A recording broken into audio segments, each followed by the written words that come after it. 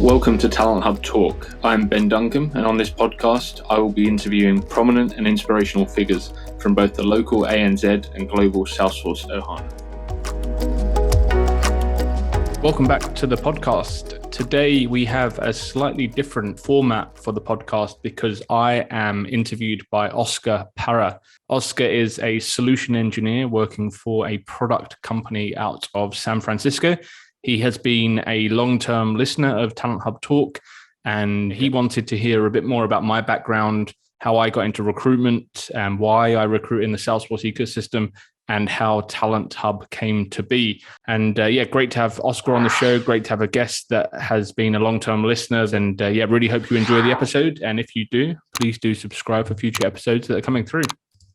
Okay, awesome. Hi, Ben. Yeah, really glad to be on the Talent Hub podcast and ask you some questions. Not just on the podcast. You are you're running the podcast today. Yeah, so really excited to ask you some questions. I know myself, and I'm sure a lot of viewers, kind of keen to know more about your Salesforce journey and your career journey as a whole. So I prepared some questions just to ask you about some of the things that you've done in your career. So I kind of want to take maybe some time back. So I know you're kind of somewhat of celebrity now in the NZ community, but just globally in the Salesforce community. And kind of want to go back to maybe some of those formative experiences that you had when you were younger that have kind of led to the success that you've seen, at least in your career so far. Yeah, I mean, I would be lying if I told you I ever really wanted to be a recruiter or a Salesforce recruiter at that. You know, I think, like, obviously I'm from the UK, so I've been living in Australia for 11 years now, which I think it was probably quite a pivotal moment in my life because, like, I didn't go to university. And I know we've discussed this off camera before. You're in the US and college is a big thing. And in the UK, when I was growing up, I think a lot of people did go to university, but I didn't have that kind of drive and passion to want to study. I just had a real determination to get into the workforce. And I think I've always been quite hardworking and quite driven. I think that's something that you know, my parents probably would say, like, I always wanted to achieve something. Not necessarily knowing what that was, but early days, I would work kind of weekends on lots of, like, delivering papers or putting up market stalls locally to me. So I always had that kind of drive to have some money, even at a young age, and get out to the workforce. But then when I actually started working full time, I initially worked in a bank, selling mortgages, credit cards, loans, that kind of thing, which, I mean, was fine, but I didn't really see a career in that. Like, I didn't see where I could go with that. And I think the one thing I heard about recruitment that excited me was this concept of you get out what you put in. So, you know, if you work really hard in recruitment, it's a career that you don't need a qualification, you don't need a degree, a master's or anything like that to do.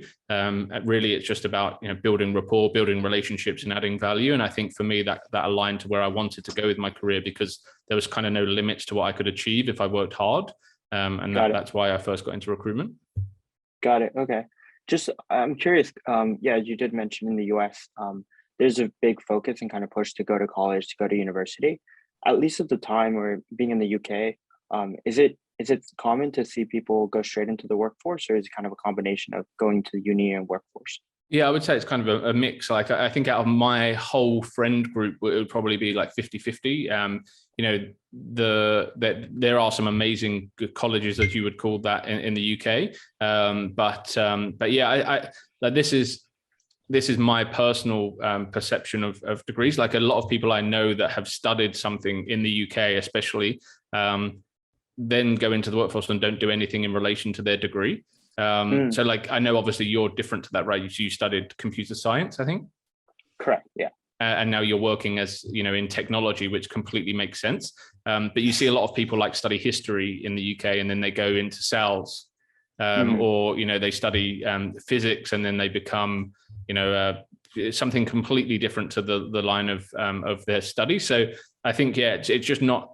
Yes, people do go to college or university in the UK, but it's not like you can still get a job if you don't go to university, and you can still, you know, have a great career if you don't go to university. Whereas I think in the US, it's kind of an expectation, right, that you will have gone to college. Correct. Yeah, I think it's differences too, maybe in education that I know in other countries, right? The secondary education prepares you more for, you know, a career in the workforce. And just now, at least in public education, it's not enough to at least get you a good paying job or to help you enough to kind of start your career, right? I do have friends that have gone that way, and some of them have seen a lot of success. But I think it had more to do with their character as a person, some things that, internally motivated or externally, like things they wanted to accomplish. So I don't know, like in the UK, if you felt like your education prepared you very well for that, and then, you as a person, your character, your drive for success kind of led you to kind of where you are now. Yeah, I would say more so my drive. Like, if I look back at school, like I didn't achieve much at all at school. I scraped by. I spent the first few years probably being too much of a class clown, and then I ended up for the last 3 years of secondary school. We call it in the UK.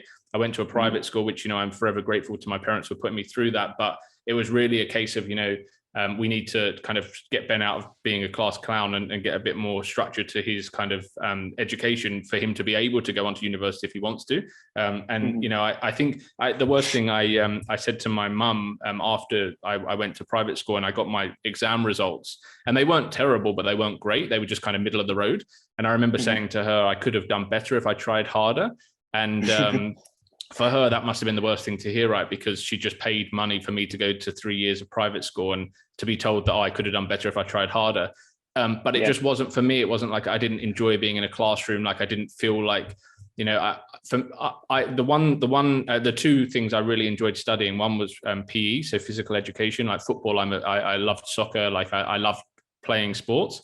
And the second one was business studies, which I really loved. Like I really enjoyed like learning about how a business runs, like the different structures that companies can be set up in the UK, and doing kind of little mini projects and things like that. Like I really enjoyed that. But then if I'd have gone on to the next stage of education, which is in between secondary school and university, which is A levels, then I would have had to study more than just that. So I'd have had to study, business and IT and something else. And really, I was only interested in business. So at that point, it just wasn't enough to keep me engaged.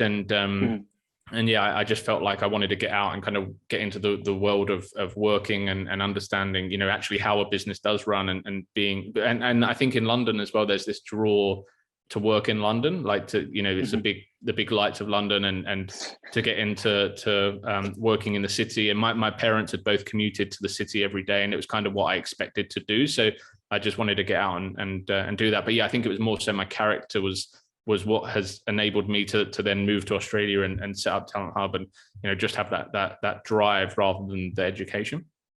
Got it. Yeah, no, absolutely. So I did want to ask you about that because you did mention you worked at a bank and then transitioned into technical recruiting. And I saw in your LinkedIn that you have a couple of different recruiting firms that you worked for in the past. Was that recruiting across all different roles, or was it just Salesforce specific? Or I guess if you could share a bit more about that, how you got started with technical recruiting and what that was like. Yeah, so my first role was with a company called they were called Madison Black, but they were a division of S3. So S3 are one of the biggest staffing firms globally. They have a number of brands across the world, and I worked for. I got this interview with a company that they were recruiting SAP. So I had no idea what SAP was at that stage, right? So I went for this interview and I got the job, and I started recruiting SAP roles. And at that point, I only recruited for contractors. Like I recruited for one module within SAP, which is the finance module. And then I recruited in one kind of area. So like it was so focused. It would be like the equivalent of recruiting for people that do flows in Salesforce in a smaller area than San Fran, right? All I can recruit is people that are going to build flows in San Fran. Like that was it. So I was like hyper targeted on one kind of small area, and that's all I knew at that stage. And then I when I moved from there, I then did all of SAP. So I kind of got a broader understanding of SAP, and then that's kind of what enabled me to move to Australia, because I had a specialized like recruitment skill set in that I understood the SAP market, and that opened up doors for me to. I think at that stage I could have moved to Australia had I recruited any technology, really, because technology recruiters were in demand. But yeah, having a specialized kind of market in SAP and understanding that kind of gave me the opportunity to join a company in Australia where I recruited SAP across Sydney. Okay. And then SAP across Australia, and I was I was successful in that. Like I was probably in Australia, I was probably as well known in SAP recruitment as I am now in Salesforce recruitment in Australia. Wow. But I just got bored of it, to be honest. Like I just got bored of recruiting SAP. I found that the people that were good and were established in SAP like 10 years ago are still the same people now that are established in SAP. Like it's not, you know how Salesforce is like this cool technology where you've got grads now coming into it, and you've got, you know, people that are, you know, learning and growing and evolving really quickly with the Salesforce platform. I didn't see that in SAP. It was like the same people every time I was speaking to. They were all a lot older than me. Like everyone I dealt with in SAP was like a lot older than me, and I couldn't really connect with them. So even though I did it for like, I don't know, 7 years or something, it just wasn't, it got to a point where I was just bored of doing that. And that's kind of when I identified Salesforce as the market I wanted to recruit in. Yeah, that's actually interesting that you say that. Just because I know the new Salesforce MVP 2022 class was named a few weeks ago. So, you know, kind of bringing forward some of the people that are kind of building and helping the community grow, some of the leaders, and now there's that, you know, MVP Hall of Fame. There's MVPs that are still existing, but kind of saying we want to highlight and recognize some of the people. So I didn't actually know that about SAP, that, you know, it's kind of the same people still within the space that are, you know, the same people that were at the leadership, kind of at the peak or kind of the summit of the SAP technology are still still there. That's interesting that you say that, because the way that Salesforce is, right? But yeah, and I can't like comment right now because obviously it's been 6-7 years since I've been out of the SAP market, but that's what I found. Like you know, it's the same names, the same people being given opportunity, because it's like it was an older technology. I know they've updated now. They've got like this S4 HANA thing, but yeah, previously it was like, you know, it was a platform that had been built years and years ago, and people that had 10 years experience were the people that were in demand because they knew the platform inside out. Whereas Salesforce, because things are so new, like, you know, there's new technology, there's new features all the time. You can learn, and like the beauty of Salesforce for me is that, you know, there are admins in the market now with 1 year experience that could be a flow, you know, pro, as much as they could be as strong with flows as someone that's got 10 years Salesforce experience, because, you know, they might just have picked up flows really quickly in the last year, and the person with 10 years experience might not have invested as much time in flows. Yeah, absolutely. I saw that.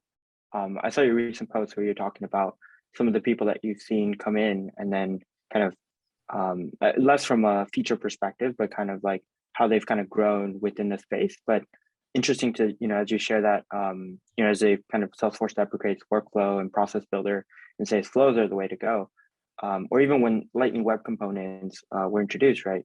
You know, you can pick up these features and be one of the first people to kind of learn this technology, and be equally as knowledgeable as someone that's been 10 years, obviously without the experience, but be just as capable of accomplishing and delivering some value to customers, right? So that's absolutely, and that's what I love about it. Yeah, absolutely. Okay, so I kind of maybe sort of got sidetracked, but I do want to go back and ask you.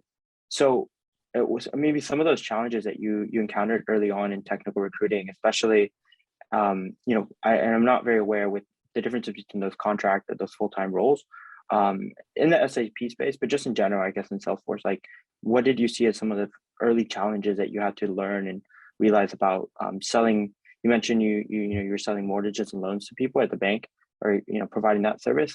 How that differed when you're kind of selling jobs and positions to people on that side?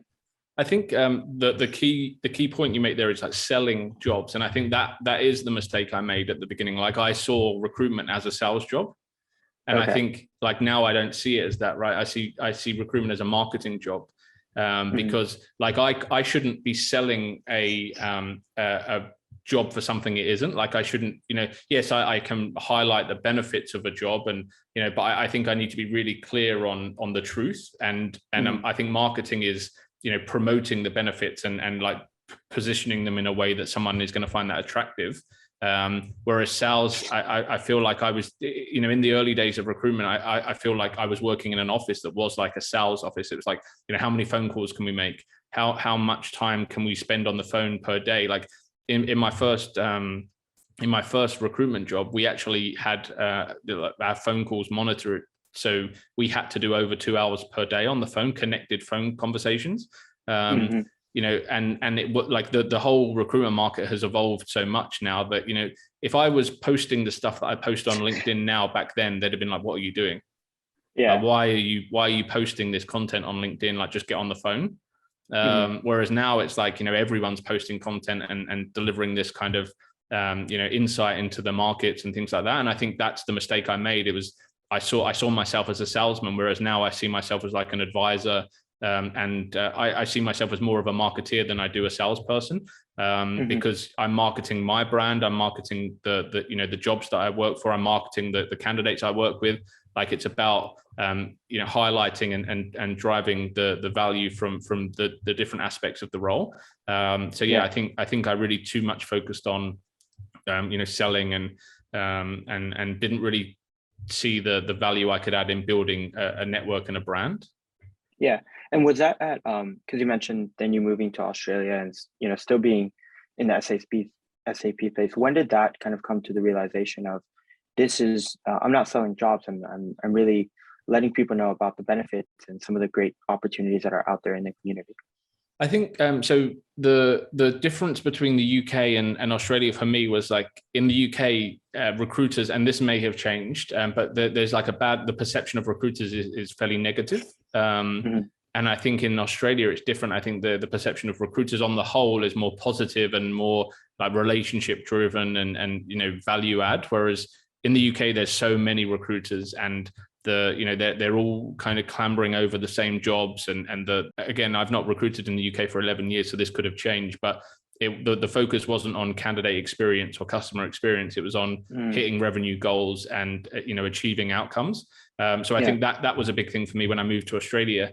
I realized that relationships were so much more important than my own individual performance, because you're only as your value is your network, right? And I think so that was a big thing for me. But then when I decided that I wanted to set up my own business, I thought, like, what can I do differently? Because at that point I wasn't a known entity in the Salesforce ecosystem. I'd been recruiting Salesforce for a year.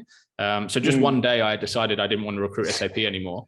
Like, I just made that decision, and the company I was working for was shocked, because at that point I was the biggest revenue generator in the business for like bringing in for SAP contract value.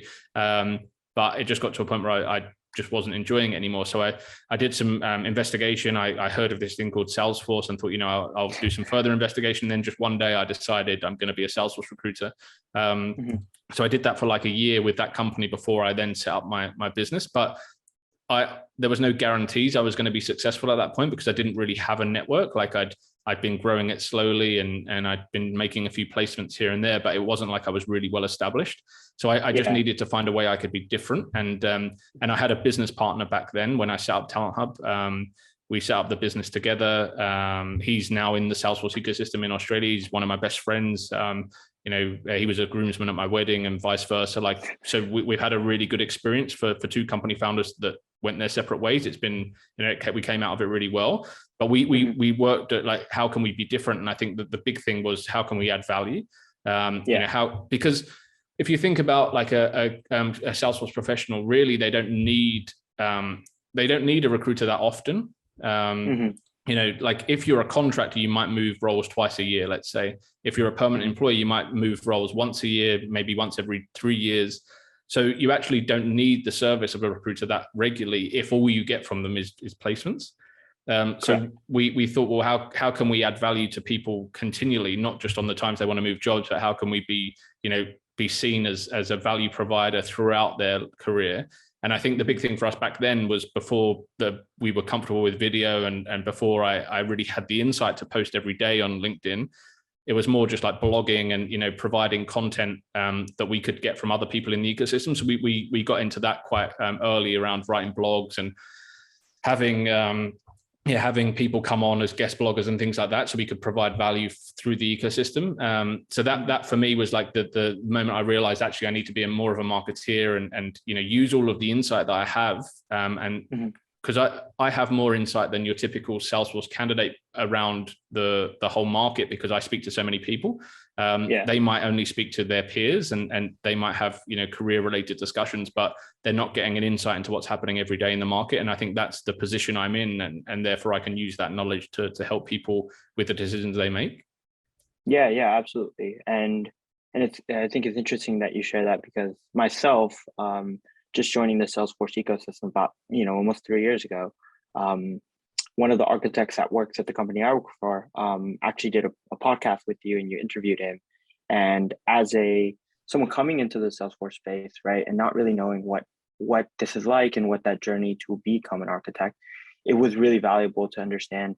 Okay, I studied computer science. I spent some time as a software engineer, and then, gradually, as I realized I needed to help my customers, I became an architect, right? And that I know I reached out to you and we connected and we had those conversations, but it's interesting that you share that, because it does provide, I think, a lot of value to folks that otherwise wouldn't be having access to these kind of conversations, or understandings and lessons learned from architects all around the world, right? So yeah, and that's really awesome to hear, right? And it goes to show, because we connected and we're in contact, and you're on the podcast asking me questions, but we've never met. And I think that's the value, right? Because the Salesforce ecosystem is a global network, and through me posting online, it's kind of then built this relationship. And then you started posting online, and I think that kind of then connected us further, because I was then engaging with your posts, and it's been crazy to see how global the market truly is. And I have people on the podcast that I'll probably never work with from a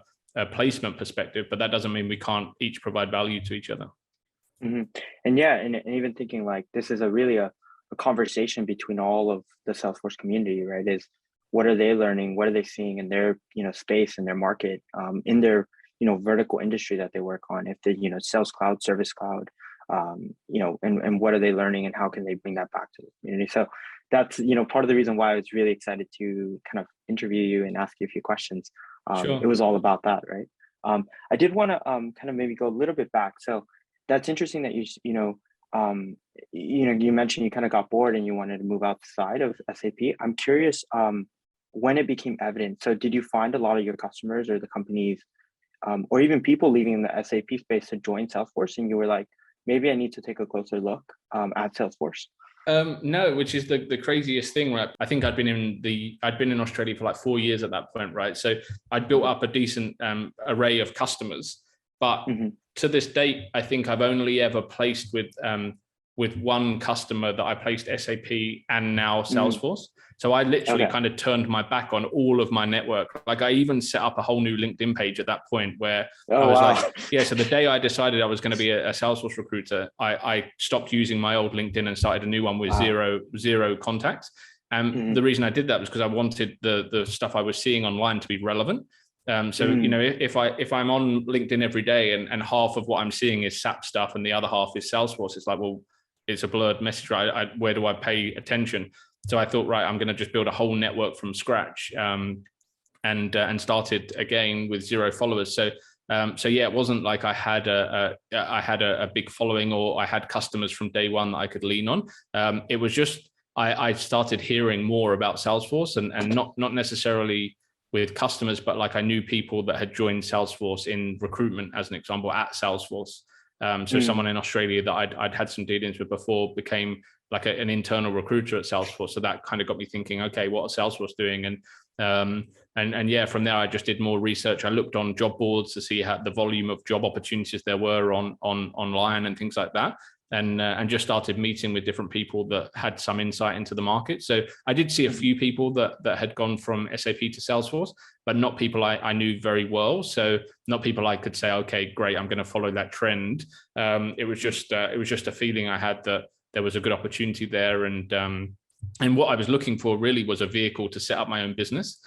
So I didn't want to leave that company and be an SAP recruiter as well, because I had, I was loyal to them. I didn't want to compete with them.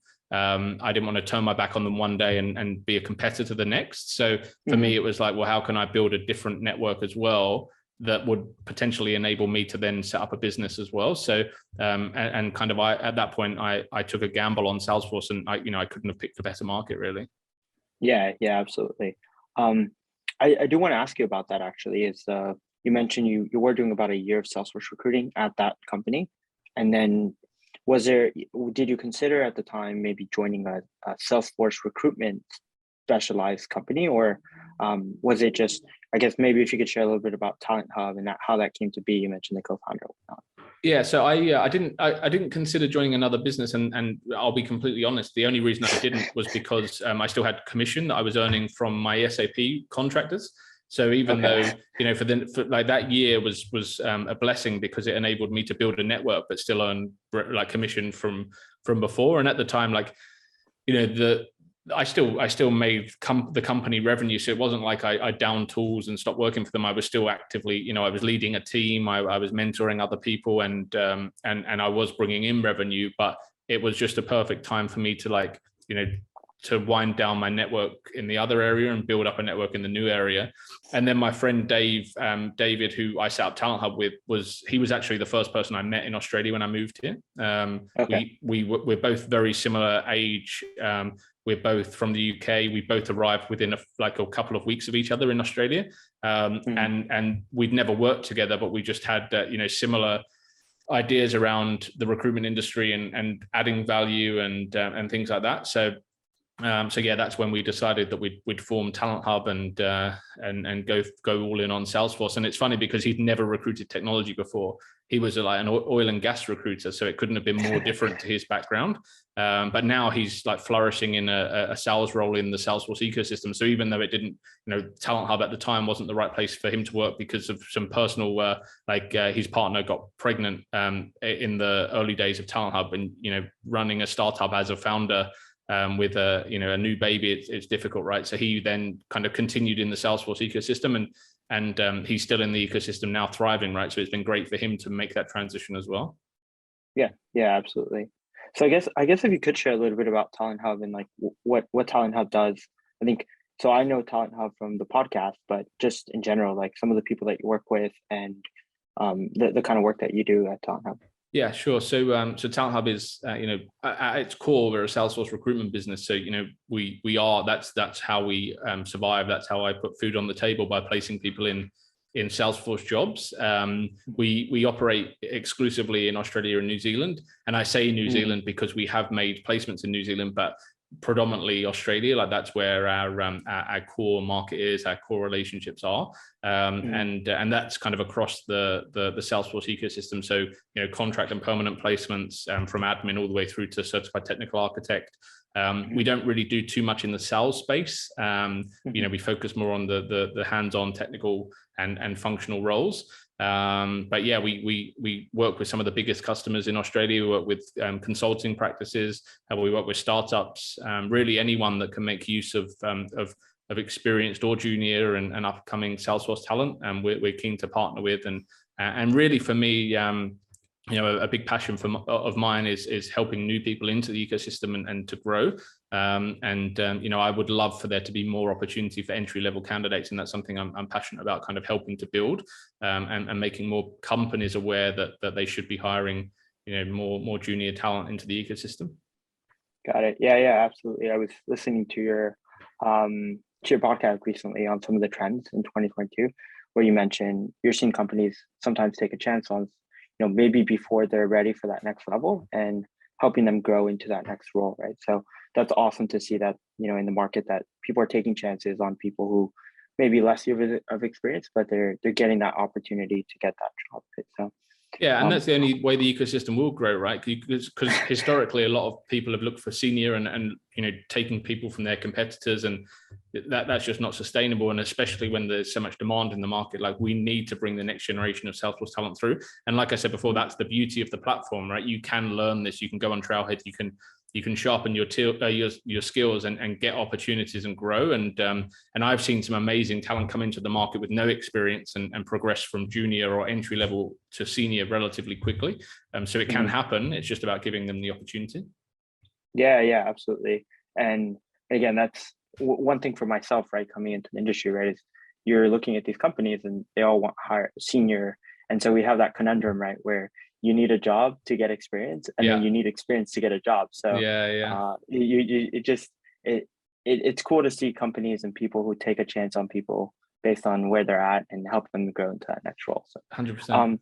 I did want to ask you, I just have two more questions. I did want to ask you, so I guess on the horizon, kind of your own personal career goals, what are some of the things that you have yet to accomplish or that you're looking forward to kind of doing within the community?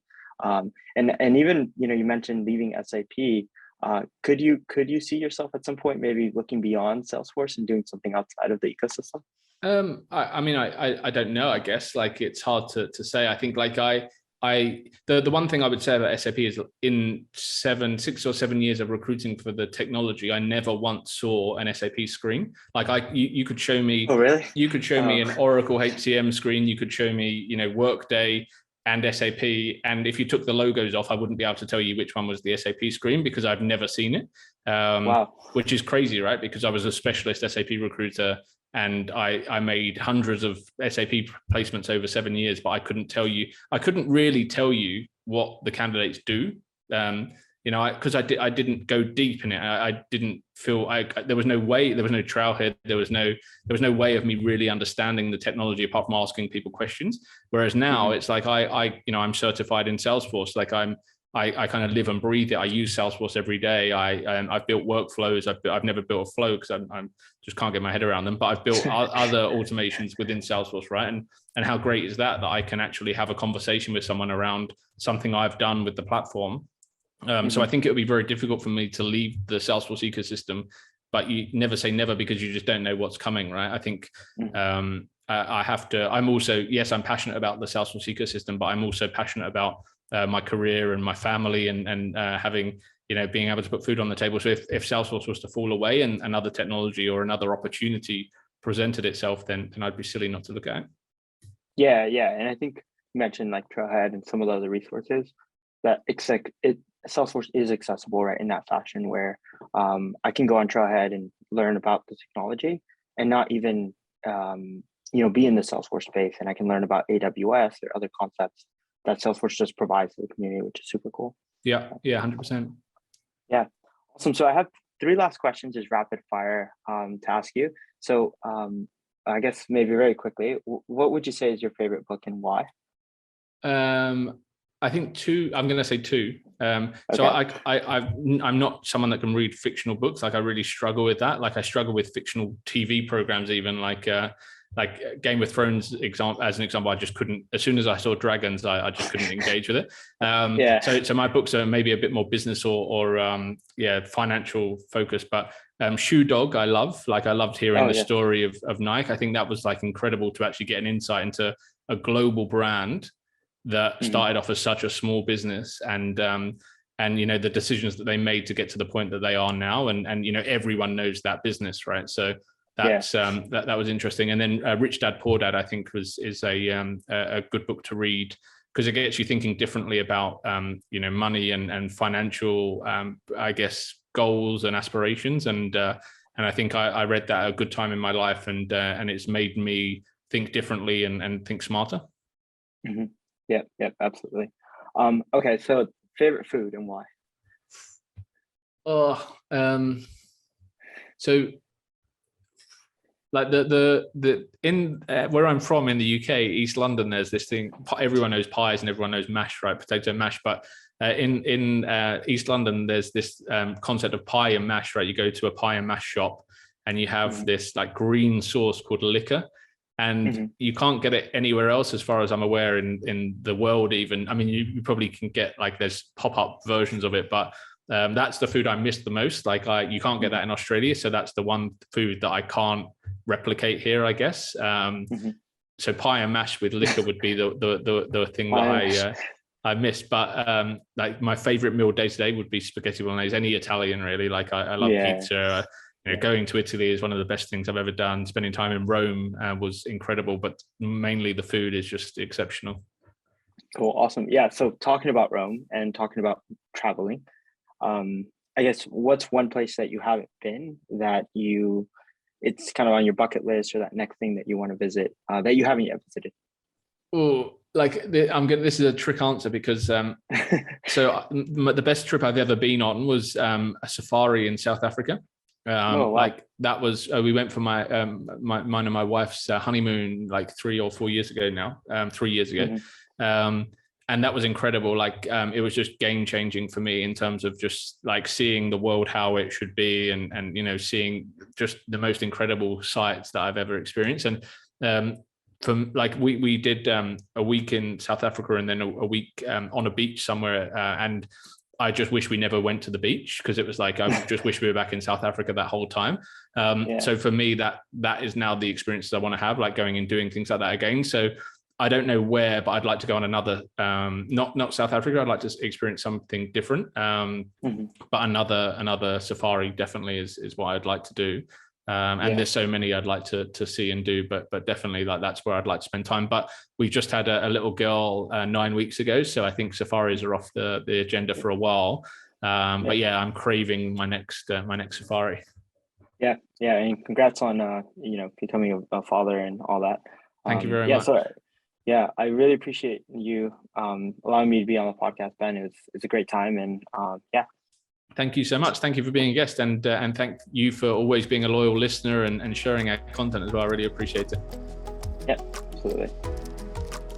Thank you for listening to another episode of Talent Hub Talk.